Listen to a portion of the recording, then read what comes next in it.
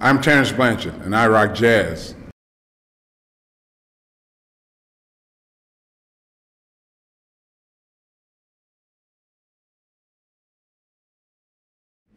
Well, Alvin Alcorn, we didn't have much of a relationship. It was very interesting. I mean, he came to my elementary school and gave a demonstration on New Orleans traditional music, and he's the reason why I'm playing the trumpet. I mean, when I heard him play, I mean, the things that he did on the trumpet, man, I realized you couldn't do on the piano. You couldn't bend notes, you couldn't play with vibrato. He had a vocal-like quality with everything that he played, and it had a profound impact on me as a kid. But the main thing was when he told my father that he couldn't teach me how to play jazz. I had to learn that on my own. That was probably one of the most crushing things that I've ever heard, in my career as a musician, because I had so many high expectations from meeting him. But it was probably the best thing that I heard, because it made me understand really immediately what it was that it took to become a jazz musician. And that kind of, it stuck with me. And I mean, it's still with me to this day. There's not going to be a magical place where you can go and find all the information you need. You have to do some research. You have to put forth some effort, to develop your own sound and develop your craft.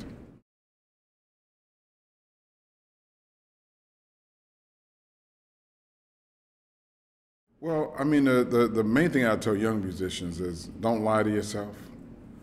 Don't ever lie to yourself. You know when you're not practicing. You know when you're not doing what it is you need to do.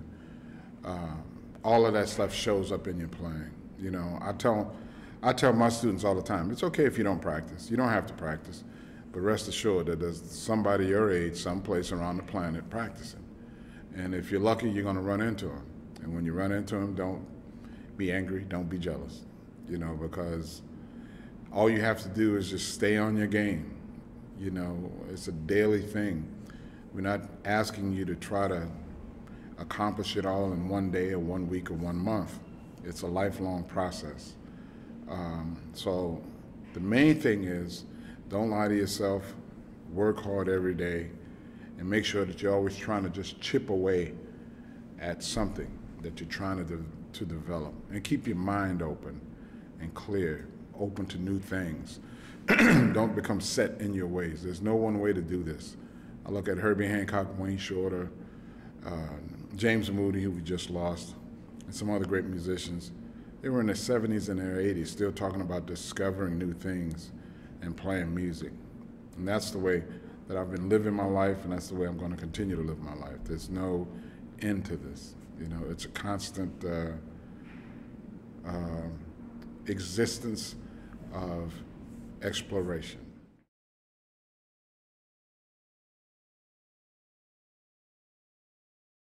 Well, when you're talking about new guys competing with the classics, I mean, that's always been a struggle. That's been a struggle down through the history of music. I mean, even in classical music, there are a number of classical composers that we won't know about because they weren't up to the task. I mean, that's just life. That's just the way it is. I mean, so the same thing is going to occur. I mean, we all try to do the best we can. But I think the main thing in terms of competing is not trying to compete. The way you compete is just to be yourself. The way you kind of innovate is to just be honest about what it is you're doing, what it is you're feeling. When you come at it from an angle of viewing it from somebody else's perspective, you're lost. You're lost right away. What you have to do, you have to understand that you have your own voice and that your voice is valid and your voice needs to be heard. And just do your best to develop that, and you let the chips fall where they may.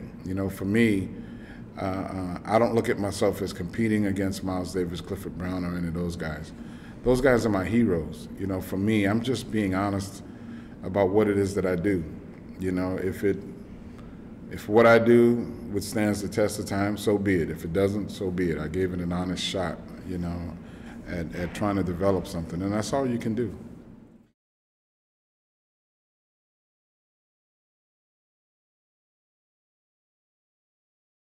No, it was when I was with Art Blakey. He told me to stop playing My Funny Valentine because, I was playing it like Miles Davis.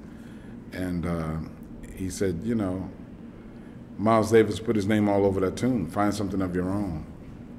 Find something that you can make your own. Leave Miles's thing for Miles, you know.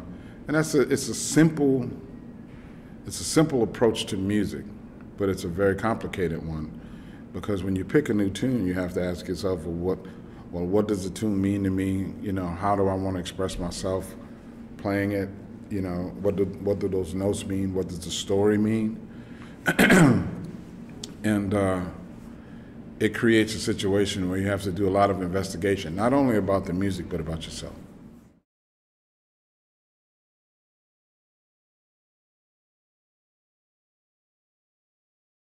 You find your own voice in music, Ben, about not being afraid to try, not being afraid to just step out and play what's on your mind.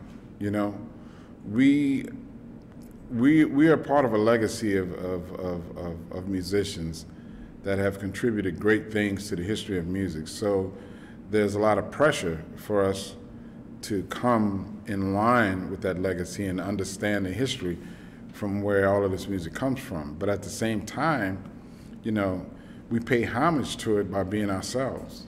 You know, the best thing that you can do, you know, to respect Miles Davis and Dizzy Gillespie is to not play like Miles Davis and Dizzy Gillespie. Is to really be yourself. You know, that's one of the things that they respected. Stanley Tarantino told me a story. He said, you know, when they were coming along, if they went to a club and they heard a cat trying to play like Sonny Rollins, they said, oh man, let's go. And they would leave and they would go someplace else. Today, sometimes, you know, journalists will champion those guys. And I don't know if that's the best thing to do for the young musicians, you know, to say, oh, he comes in the spirit of. You know, that's okay and fine, but the thing is, people dogged Eric Dolphy. They dogged Bird when they first came out. They dogged Train, you know. So for me, it's really about just taking a chance. Why not? You know, why not take a chance?